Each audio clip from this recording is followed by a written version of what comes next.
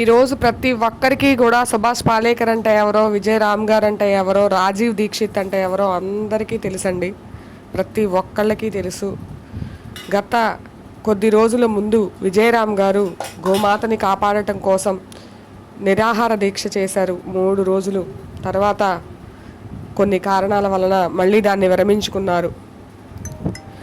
ఇవాళ గోమాత సమస్య అనేది ఒక్కరిది కాదండి, అందరిది.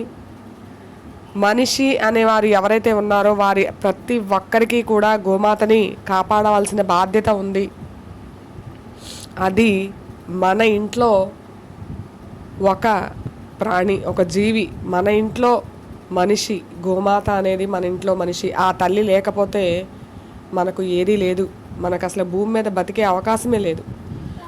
మరి మన తల్లిని మనం కాపాడుకోలేమా? మన తల్లిని జాతీయ జంతువుని చేస్తే మన తల్లిని పూర్తిగా సొంతగా మనతోనే ఉంచుకునే పూర్తి హక్కు మనకి వస్తుందండి. దయచేసి ప్రతి ఒక్కరూ కూడా ఆ తల్లిని మనతో ఉంచుకునే ప్రయత్నం చేద్దాం. ఎప్పుడూ కూడా మన దేశీయ గోమాత మనతో ఉండడానికి మీలో ప్రతి ఒక్కరూ, ఎవరికైతే యూట్యూబ్ ఛానల్ ఉందో మీరు ప్రతి ఒక్కరూ కూడా యూట్యూబ్ ఛానల్లో వీడియోస్ పెట్టడం కోసం చాలా టైంని వెచ్చిస్తారు.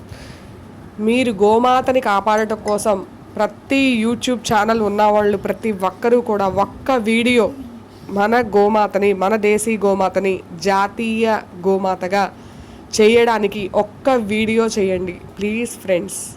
అన్నలారా, అక్కలారా, చెల్లెళ్ళారా, తమ్ముళ్ళారా, బాబాయిలారా, పిన్నుల్లారా, పెద్దమ్మలారా, పెదనాన్నలారా, శ్రేయోభిలాషులారా, అందరినీ కూడా మనస్ఫూర్తిగా అడుగుతున్నాను, ప్లీజ్ సేవ్ అవర్ గోమాత, మన తల్లి.